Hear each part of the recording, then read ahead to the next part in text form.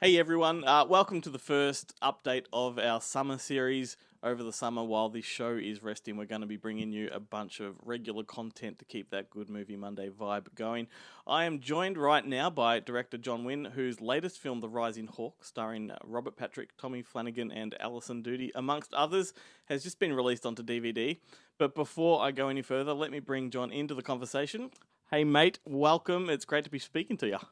Thanks for having me, Glenn. Thank you.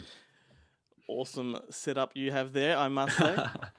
Well, I was just saying I love yours right now. I'm kind of jealous that I don't have that backdrop going on right now, but I have to talk to my wife and see if that's something we can work out.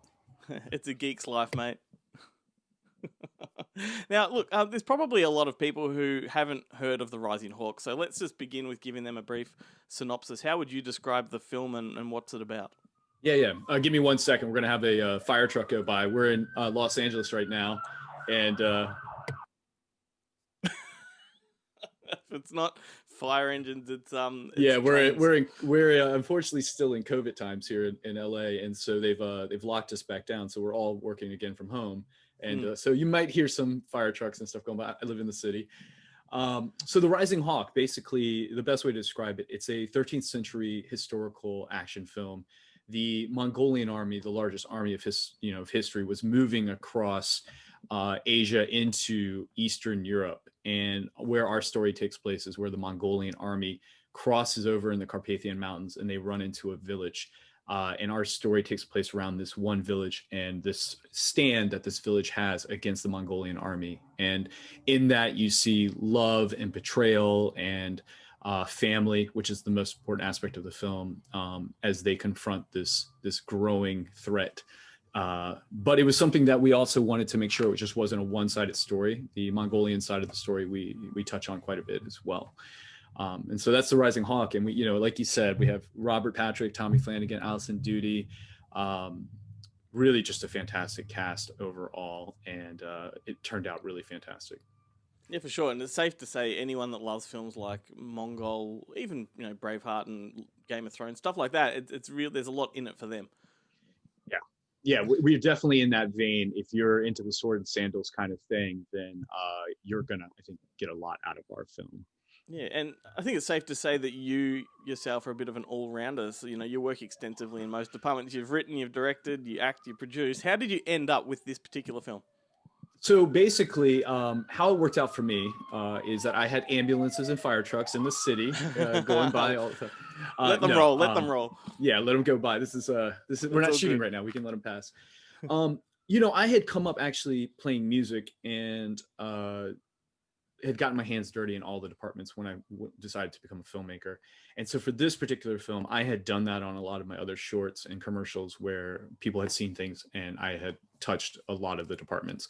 And with a project like this, usually your agents, your manager, you have this whole system of people that are bringing you things.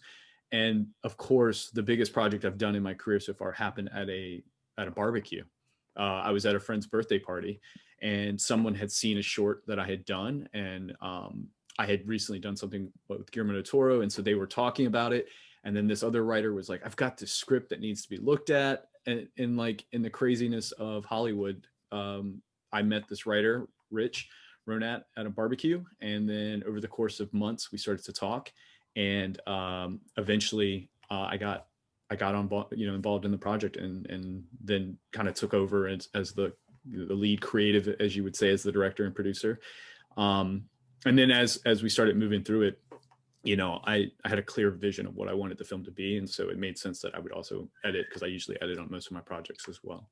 Amazing. Well, take it as a compliment that when I say that this is a low budget film, because it does not show on the screen. It's a genuinely epic film in scope. How do you pull off such a sweeping big film on such a tight budget? Um, well, first off, you have really wonderful people around you too. I have a fantastic crew alongside the cast. We have just a fantastic crew that worked with me. Um, and my producer here in Los Angeles, Nathan Moore, was fantastic and a huge part of it too. But really, the biggest way to pull something off like this on limited resources is it always comes down to planning, and it comes down to the pre-production.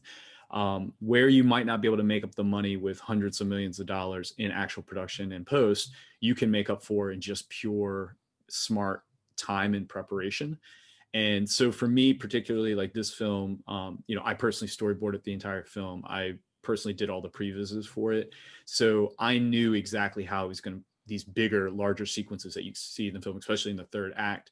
I had already figured out how I was going to shoot all of those before we actually had to shoot them. And so, and edited them basically together. So I knew exactly what I had to get.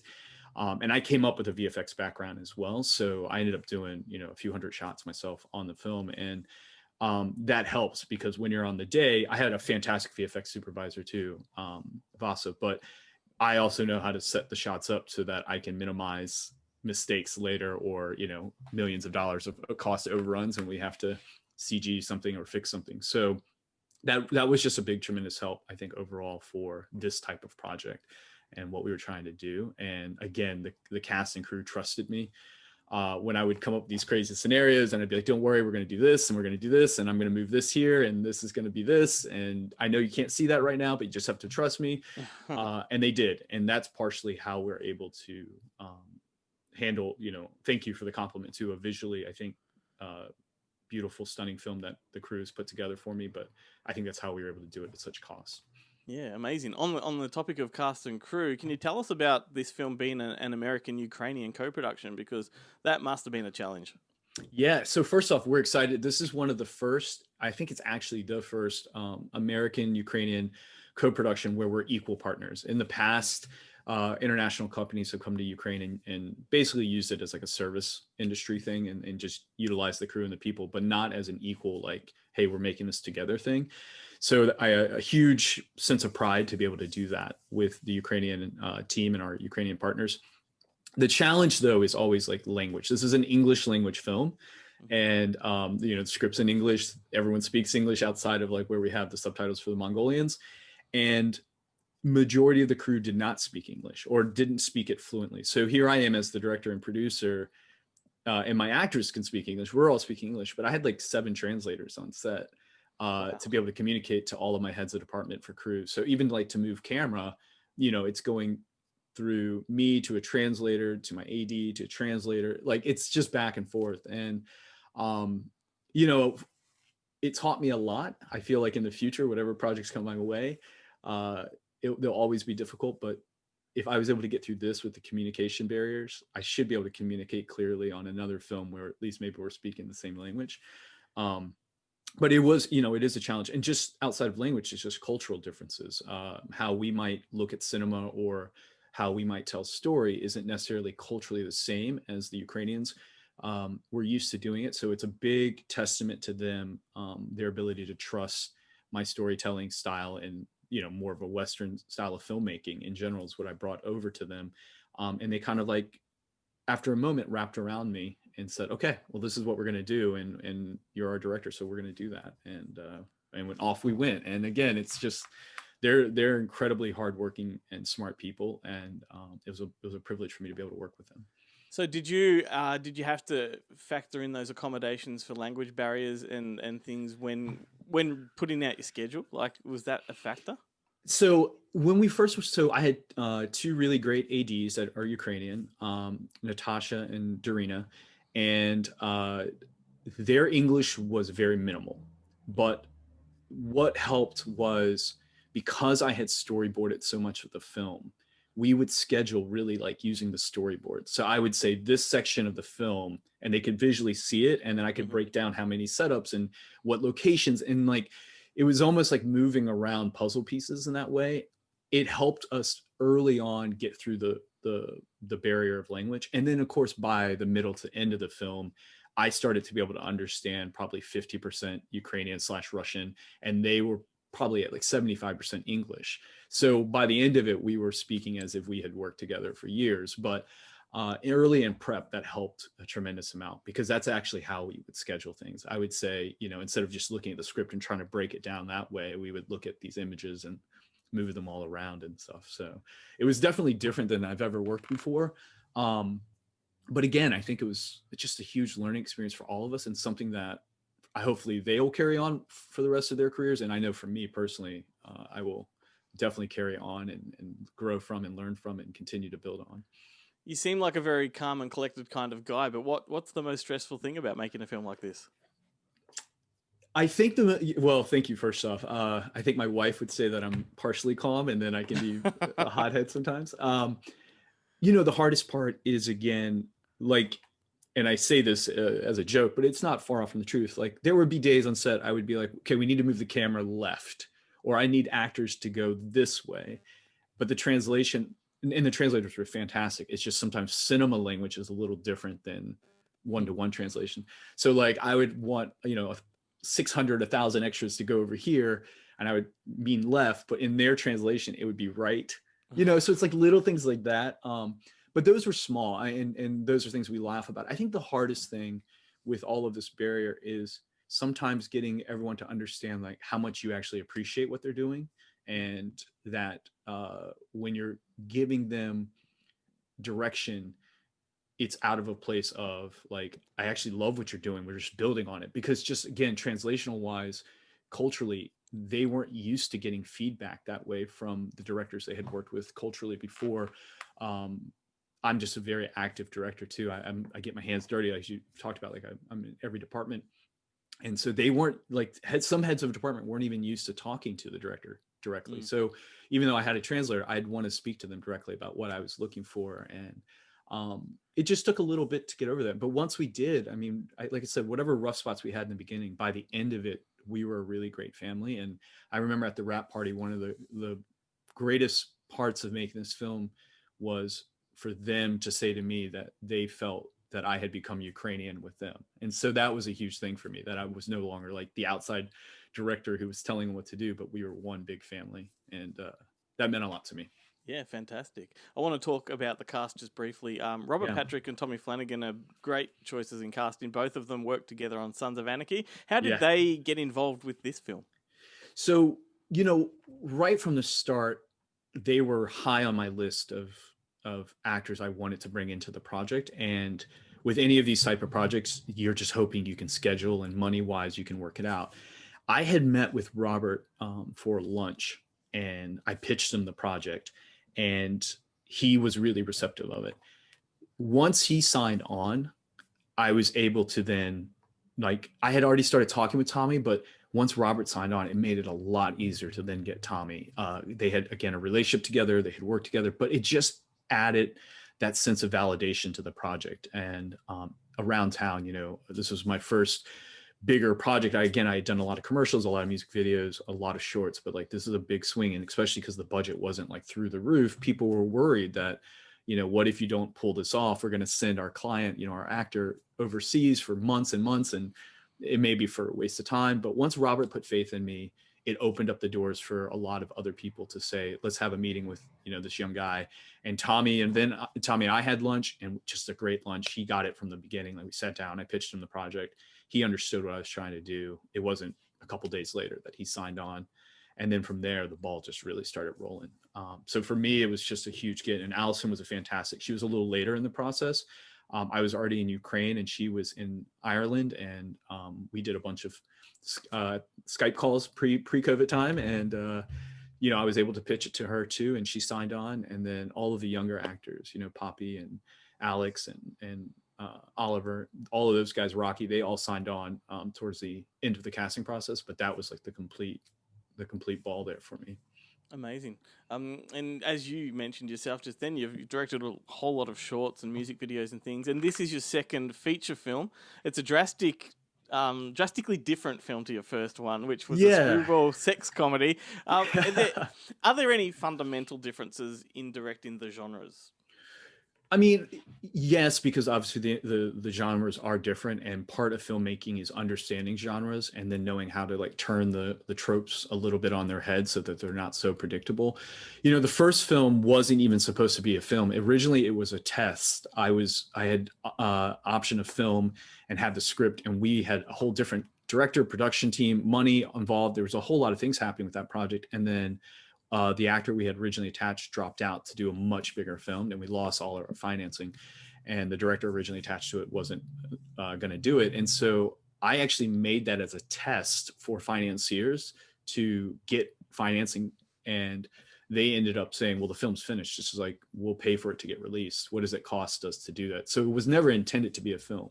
But what it did teach me is outside of, yes, genre fundamental differences, but at the end of the day, it's like what goes on camera, what goes on the screen is the ultimate thing, and how you put it together. And that, we did that for like $1,000, so it was like nothing. But all the same principles apply in terms of the filmmaking craft. It's just about understanding the material and how to translate it. Obviously, in The Rising Hawk, we have hundreds, if not thousands, of extras and horses and sword battles and stuff, and that's a huge thing in itself. But I had grown up as an action junkie, so for me, it was kind of like, let's just go do it. Let's go make this. Yeah, having your hand in a piece of the pie in all those departments. You've worked with many directors over the years. Are there any that you've taken cues from, when considering your own directing style? If from a like actual visual physical standpoint, like a Danny Boyle type has been very inspiring to me. Just like his ability to jump genres and to shoot different types of projects has been very influential in me in terms of like the actual looking at it creatively from outside of the shooting, but like from a script point of view. The amount of time I've spent with Guillermo has helped. He helped us on a short and spent a lot of time with me talking about script and that kind of stuff. And that has always resonated with me, and I've held on to that and built upon that. And so that for me has been incredibly beneficial. And then of course in my own nerdom, like, Sam Raimi, Christopher Nolan stuff, like all those things. I mean, I haven't personally worked with them, but like just studying their material, and David Fincher, like breaking down the Blu-rays, the director commentary, like spending, weeks watching those and studying those ultimately have helped shape a lot of how I see the filmmaking side of it outside of just being like purely like the director, It's amazing when you ask, all different directors from all multitudes of genres, their influences quite often hark back to those, those horror films, and because there's just so much to take from them. And because horror films are put together usually in such a scrappy, visceral way, and obviously as your budgets get bigger and projects get bigger, maybe that moves a little away from that, but those principles still apply regardless of the size and scope of your film. And I think good storytelling is usually based with tension in your scenes, and in a romantic comedy or a sex comedy versus an action film, there still needs to always be some sort of tension in the scene. And and so horror films as a not only training ground, but just as a principle of filmmaking are good. If you get a really good horror film, that's always present in the scenes. And so I think that's why for filmmakers who are coming up, we gravitate a lot of times to other filmmakers who've made and done really good jobs with that, because that's what you ultimately want in your own projects is to find that balance. For sure. And now we are almost out of time, but before I let you go, I was wondering if there's anything else you've got coming up, because The Rising Hawk, I think it's a consummate feature film, and I hope that means that there is more to come from you. There is. Obviously, right when we finished it is kind of right when COVID happened. So there was a little pause, but that time actually gave me a wonderful opportunity in this period of time of COVID. A few scripts that I've written have now been moving forward really quickly. And there's some TV stuff on a bigger scale that I've now jumped on and am working on and developing that is really exciting. So hopefully in a few months, once we get through all this, there'll be some announcements for that, and it'll be great. And there are more films coming. I've been offered 2 films since this film's come out, and they're much bigger, and it's exciting. And once we're able to make that announcement, I'll actually email you and be like, I'm telling you what's up. So definitely stay in touch, because I'd love to keep everybody updated on it. But thanks a bunch for taking the time out of your day to chat. I hope everybody goes and tracks down the film. It is available right now through Eagle Entertainment in Australia. We're also giving away copies. So all you have to do is discuss historical films of this nature in the comments below this video, and we'll select a winner at random next week. But for now, John, thanks again, mate. All the best with the films released in the various territories. It's been awesome chatting. Thank you very much, Glenn. I really appreciate it. Talk soon.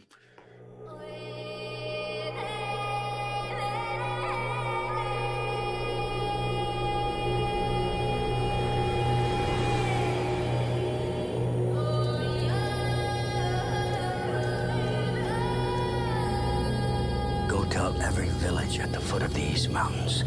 Yeah. The Mongols are coming.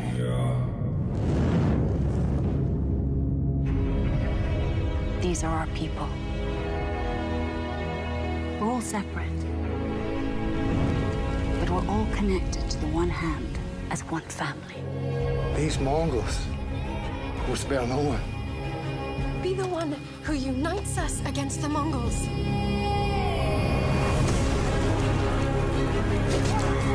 There's a privilege to dying honorably. And if we are to die today, I would gladly die for you!